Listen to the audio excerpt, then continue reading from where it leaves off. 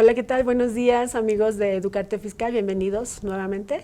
Alex, buenos días. Muy buenos días, Ana.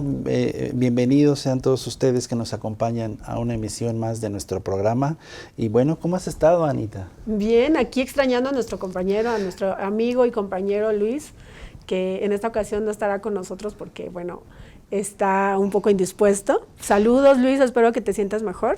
Reponte pronto, amigo. Aquí te esperamos para la próxima. Esperamos, claro.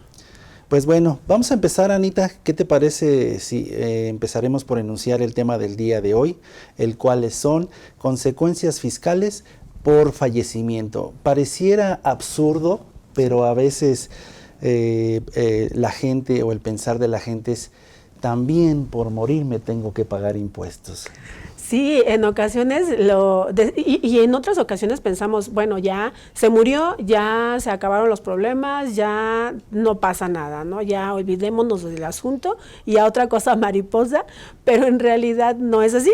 En realidad las obligaciones continúan y de eso justamente es de lo que vamos a platicar el día de hoy.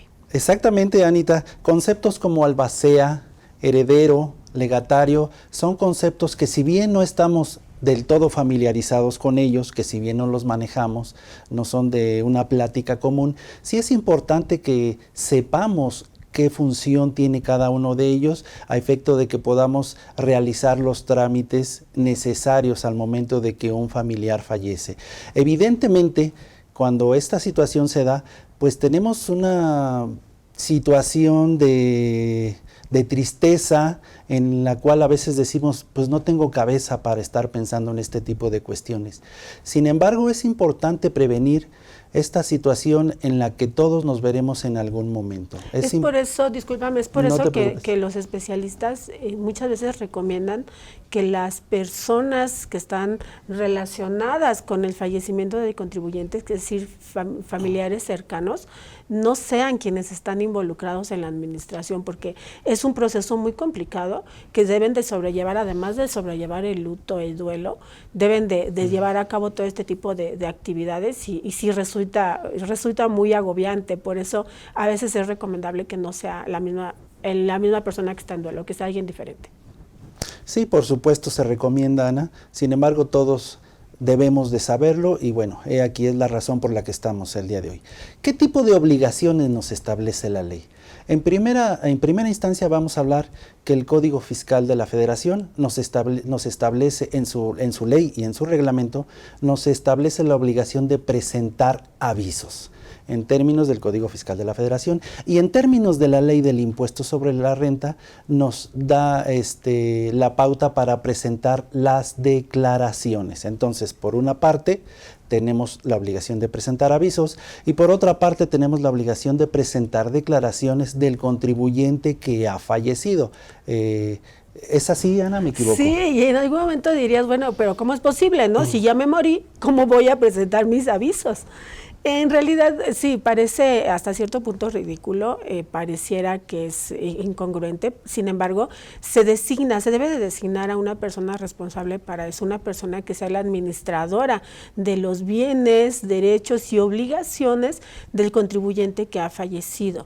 Esta persona se llama albacea testamentaria, que puede ser designada con anterioridad a la muerte del contribuyente o puede que no ocurra en ese momento, sino que se designe por los mismos herederos de manera posterior al fallecimiento del contribuyente.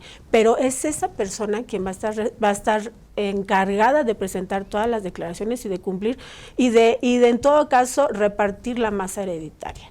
Estoy de acuerdo, Ana. El deber ser nos indica que aquel contribuyente, mediante el testamento, es quien debe designar a la persona que se va a encargar de ser el albacea. Eso es el deber ser. Este albacea va a tener la función de liquidar los bienes del contribuyente fallecido, el cual para efectos jurídicos recibe el nombre de decuyos. Es el término que recibe, según nuestros amigos abogados. Los amigos abogados. Nosotros, para efectos prácticos, tal vez nos escuchen decir, pues el muertito. El ¿no? muertito. Entonces, bien. Como bien lo mencionaba la contadora, la maestra Ana, el Código Fiscal de la Federación, en el artículo 27, apartado B, fracción 2, nos habla de las obligaciones en materia de RFC. En materia de RFC tenemos que presentar los avisos, tanto cuando nos inscribimos, así como se cancela el RFC. Y quiero hacer la siguiente aclaración. A veces los contribuyentes nos dicen, es que yo tengo mi RFC cancelado. Debemos de aclarar que el RFC solamente se va a cancelar cuando el contribuyente haya fallecido.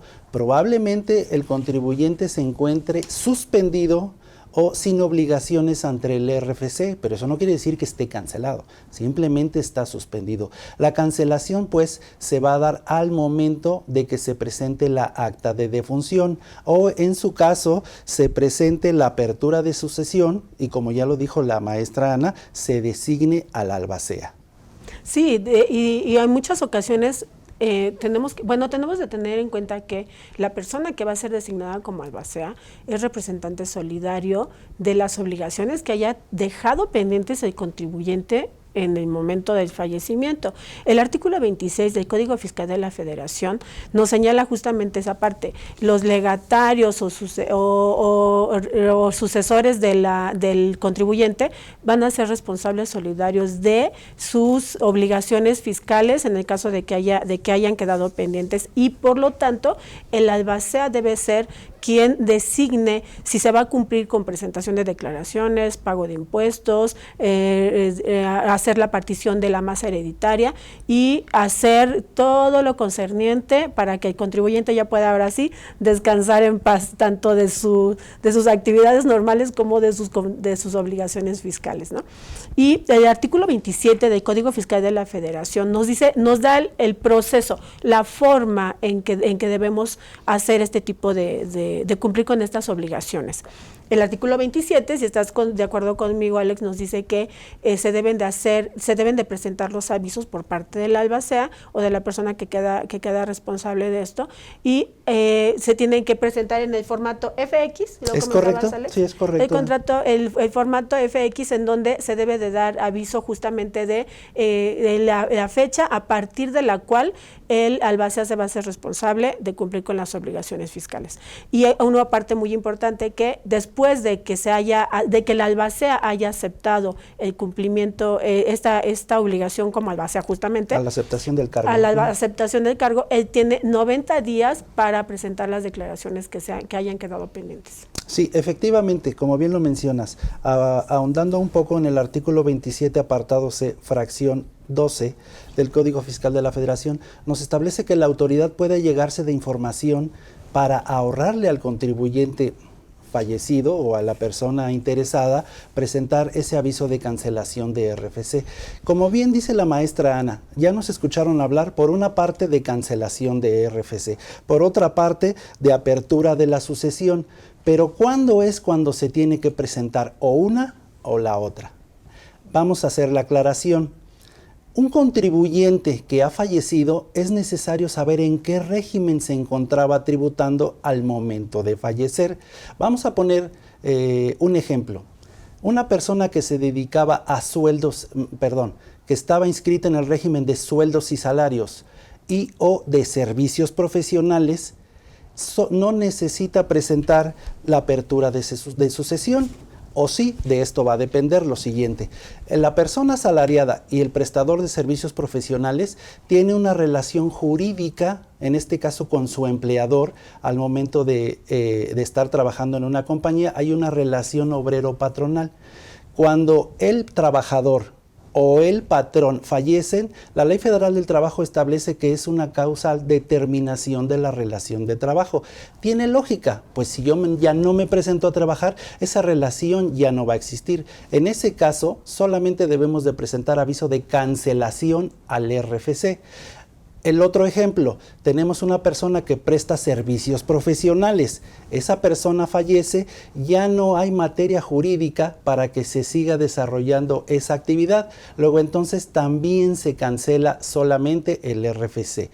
¿Qué sucede si este contribuyente no es salario, no es actividad profesional, pero a lo mejor es actividad empresarial o régimen, comúnmente conocido como arrendamientos, el uso goce temporal de bienes?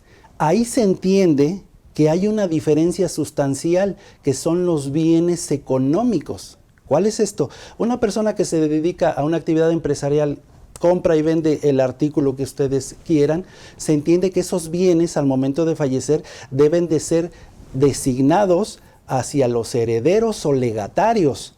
Lo mismo el régimen de arrendamiento. Si un contribuyente se dedicaba a rentar locales comerciales o departamentos o naves industriales o lo que sea, entonces este contribuyente cuenta con bienes. En este caso, que es lo que estamos viendo, por un lado, sueldos y salarios y servicios profesionales no cuenta con bienes, por otro lado, tenemos actividades empresariales y régimen de arrendamientos que sí tiene bienes, es ahí donde se debe de hacer la apertura de la sucesión. Entonces son aclaraciones importantes. Que los bienes que mencionas son los que legalmente se conocen como masa hereditaria. Efectivamente. Esa masa hereditaria, retornando al deber ser, esa masa hereditaria es el contribuyente que dejó de acompañarnos en esta vida terrenal, quien tiene la facultad de decidir: yo quiero que mis bienes pasen a beneficio de el cónyuge, el hijo A, el hijo B, el hijo C. La falta de este testamento, pues es precisamente cuando las leyes vienen y suplen esa falta de designación que el contribuyente no hizo. Voy a poner un ejemplo claro. El contribuyente fallece y dice: yo quiero dejar la casa, el coche, todas mis propiedades se las quiero dejar a mi hija, la más pequeña. Y dicen: oye, ¿qué no humano eres? Tienes otros 2 hijos, también tienes cónyuge, ¿por qué no les dejas a ellos? Porque es mi deseo, es mi voluntad que los bienes pasen a esa persona. ¿Y qué pasa si el contribuyente muere intestado? Efectivamente, entonces la ley, es lo que comentaba, la ley suple esa ausencia y dice: ok, entonces, ¿quiénes van a ser acreedores a esa masa hereditaria? El cónyuge o concubina, los hijos, los descendientes en línea recta, o incluso también los ascendentes. ¿Y qué pasa?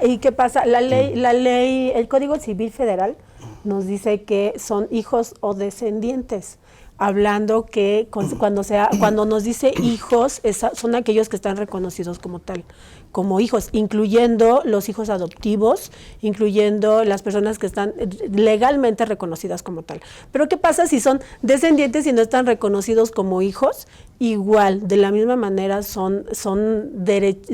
tienen derecho a recibir parte de la masa hereditaria por el hecho de ser descendientes. Igual, en la parte contraria, si son padres o ascendientes, hablemos en esos mismos términos, pueden ser padres adoptivos y pueden ser ascendientes aun cuando no hayan sido reconocidos como tal. Entonces, en esa parte, y obviamente los cónyuges, como lo mencionabas hace un momento, Alex, o viudo o viuda, ¿no? Entonces, en esa parte es cuando entran entre los quienes se puede repartir la masa hereditaria y que en algún momento pueden adquirir las obligaciones fiscales. De alguna manera, Ana, esto es una relación. Querer hablar solamente del aspecto y las consecuencias fiscales es solo una parte. Sí, claro. Porque hay otras partes que son, si bien son legales, para efectos de establecer la sucesión testamentaria, podría pensar, retornando a mi ejemplo, una persona que está por sueldos y salarios, ¿es obligación presentar la apertura de sucesión? Para efectos fiscales, no. Simplemente basta presentar el aviso de cancelación del RFC con el acta de defunción. Pero ¿qué sucede? Si ese contribuyente tiene autos, tiene bienes, tiene casas, entonces sí va a ser necesario presentar ese aviso de sucesión, pero ya no para efectos fiscales, sino para efectos civiles. Entonces, sin embargo, el artículo 150 de la Ley del Impuesto sobre la Renta, que nos menciona que se deben de cumplir obligaciones con respecto a la declaración anual, la presentación de la declaración anual, si eso ocurre, el albacea debe de tener presente esa parte y cumplir con esas obligaciones que debía de haber cumplido el contribuyente, que obviamente pues ya no se encuentra en condiciones de hacerlo, ¿no? Sí, efectivamente. Entonces, Las obligaciones por concepto de aviso ya las hemos mencionado. Ahora vamos a ver qué nos dice la ley del impuesto sobre la renta. Perdón, Alex, antes de esto, estás hablando del aviso, ¿no?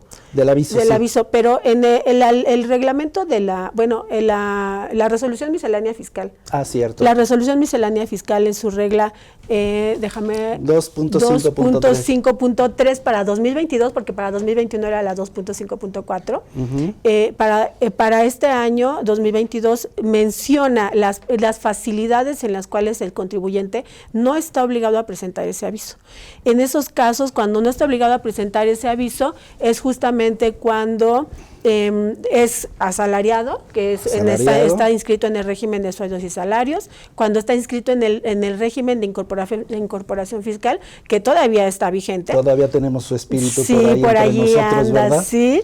Y cuando se haya hecho el aviso de suspensión de actividades en un momento previo al fallecimiento del contribuyente. En esos casos, o sea, tú dirás, bueno, si no sabía, pues sí, si no sabías que iba a fallecer, pues claro, no hay manera de presentarlo. Pero si por alguna situación se presentó antes una suspensión de actividades, no es necesario que se presenten esos avisos. Y esa es la parte en donde ya nosotros, bueno, las personas que se quedarían con esas obligaciones quedan liberadas de presentar el aviso. Sí. Y ya pasamos ahora sí al... Sí, también nada más comentando que también de los casos que mencionaste también es cuando están inscritos en el RFC, pero no cuentan con obligaciones. Cuando no tienen obligaciones, no son sujetos de obligaciones, aunque estén inscritos en el RFC. Ok, bueno, pues entonces, retornando al punto, el contribuyente fallece, pero está inscrito. Tiene la obligación de presentar declaraciones periódicas. ¿Quién entonces tiene que presentar las declaraciones? ¿El muerto? ¿El heredero? ¿El legatario? ¿El albacea? ¿Quién es quien tiene que presentar esas declaraciones? Nos informa producción que tenemos que acudir a un corte comercial, entonces regresamos en un momento y vamos a aclarar esas dudas o las vamos a ahondar más, dependiendo. Regresamos. ¿Ya conoces las modificaciones que hay dentro de la Ley Federal del Trabajo en materia de vacaciones y cómo afecta a la empresa en cuestión de ISR, IMSS e Infonavit? IMEFI te invita a que te inscribas y te capacites en nuestro curso Impacto de la Reforma Laboral 2023, Aumento de Vacaciones. Ven y conoce las modificaciones realizadas en el aumento de vacaciones, las implicaciones que tendrá en materia del impuesto sobre la renta, en aportaciones de seguridad social, IMSS e Infonavit, y los aspectos legales y administrativos que se deben atender como contratos, constancias de antigüedad, etc. No dejes pasar la oportunidad de capacitarte con los mejores, solo en IMEFI. Para solicitar mayor información, escríbenos a nuestro WhatsApp 5581 54 74 37 o mándanos un correo a cursos@imefi.com.mx. Siempre es un buen momento para estar actualizado en impuestos. Es por eso que IMEFI trae para ti el taller especializado de ISR y declaración anual personas morales. En este taller aplicarás las actuales disposiciones de la ley de ISR para el cálculo de pagos provisionales, la base de PTU y la nueva declaración anual. Estos son algunos de los temas que veremos: los ingresos y el coeficiente de utilidad y el cálculo de los pagos provisionales de ISR, conciliación contable fiscal, conciliación de los CFDI con los ingresos acumulables y las deducciones autorizadas, llenado de la nueva declaración anual personas morales. No te quedes fuera y no te pierdas la oportunidad de capacitarte con los mejores. Solo en IMEFI. Para solicitar mayor información, escríbenos a nuestro WhatsApp 5581 54 74 37 o mándanos un correo a cursos@imefi.com.mx.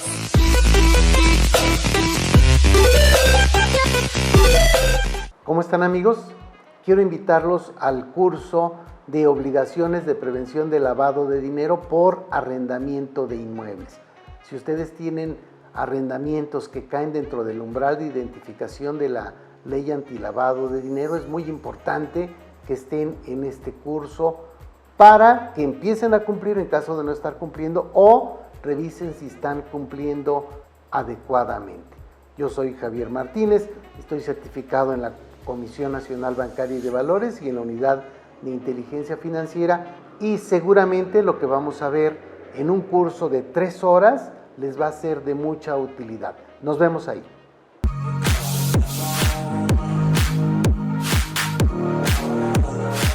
Bueno, pues ya estamos aquí de regreso, retomando la idea que habíamos dejado pendiente. Ya dijimos entonces que son dos: o se presenta el aviso de cancelación del RFC o se presenta el aviso de apertura de sucesión.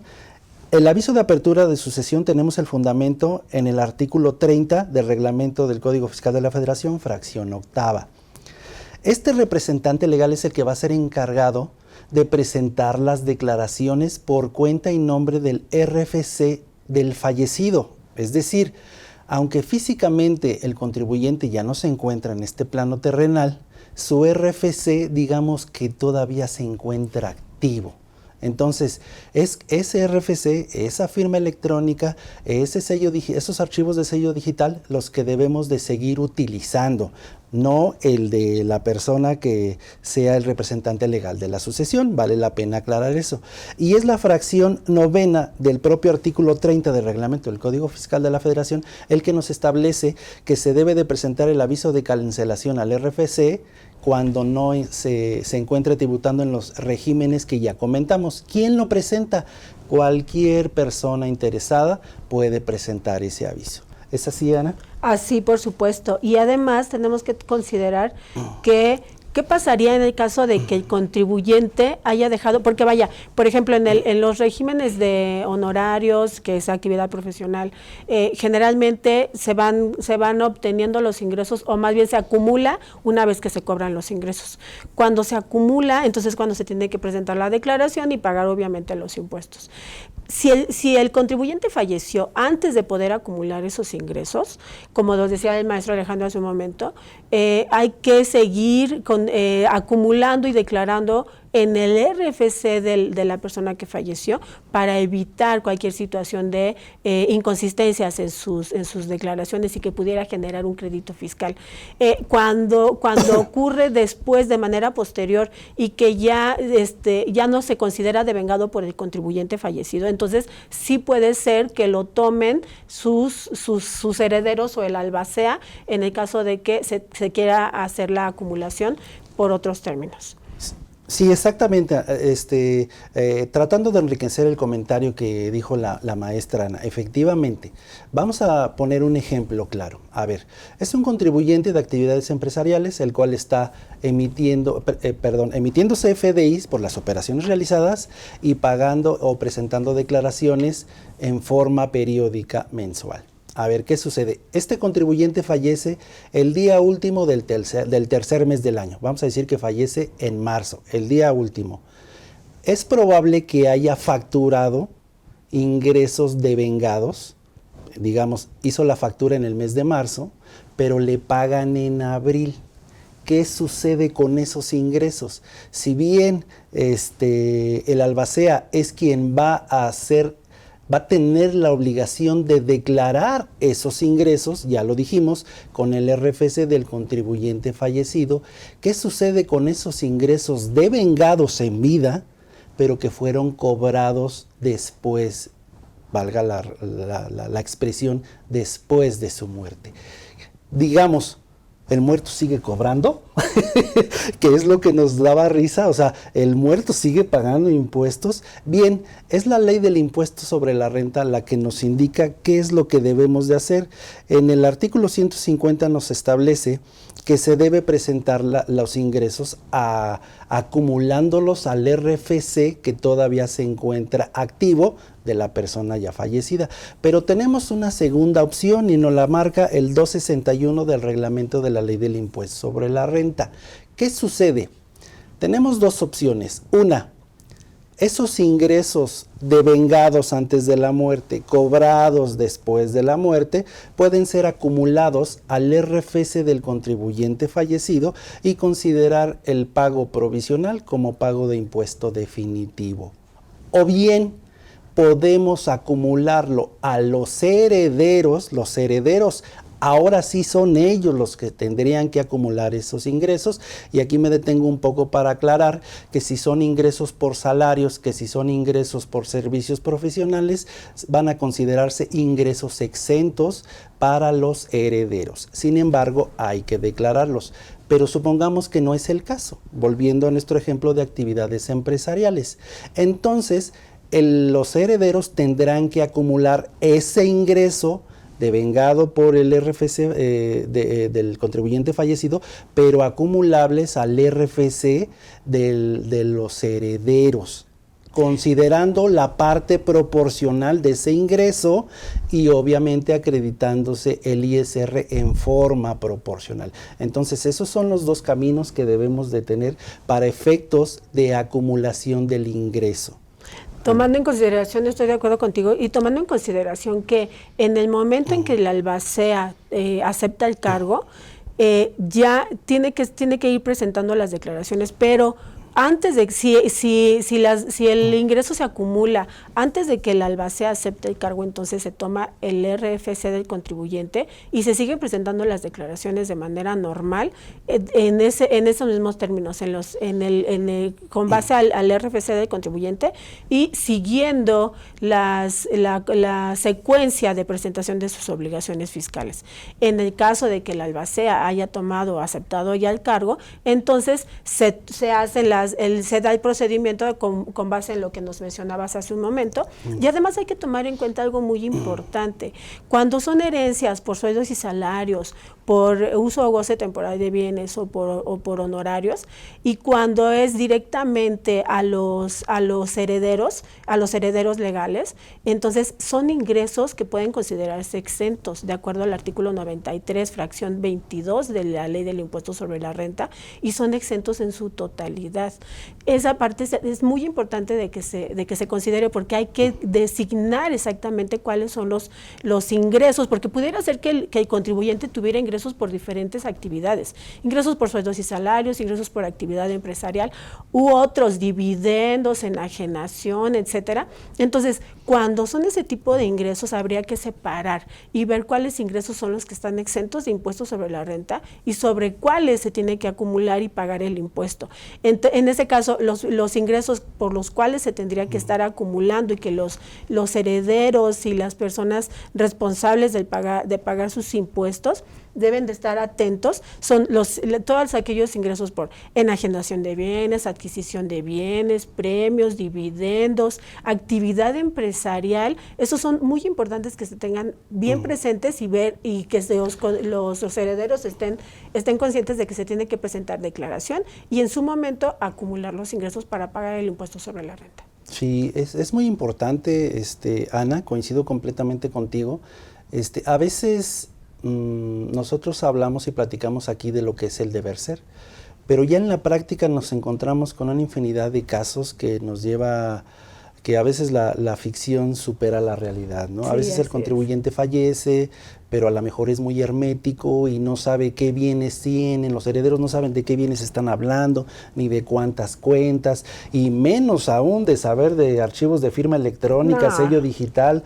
Entonces, es importante, queridas personas que nos acompañan, que este tipo de comentarios nos ayude a tomar conciencia de que es información que debemos de tener a efecto de que nos puedan facilitar la vida, de que la persona que nos ha dejado pues ya esté descansando y nos haya dejado los menos problemas posibles a efectos de llevar a cabo la sucesión testamentaria. Como bien lo mencionó la maestra Ana, pensamos o tenemos la idea errónea, equívoca, de que el contribuyente Juanito o mi compadre o el tío ya falleció y ya se llevó con él todo lo que debía y todos los derechos de cobro y todos los derechos de pago. No es así.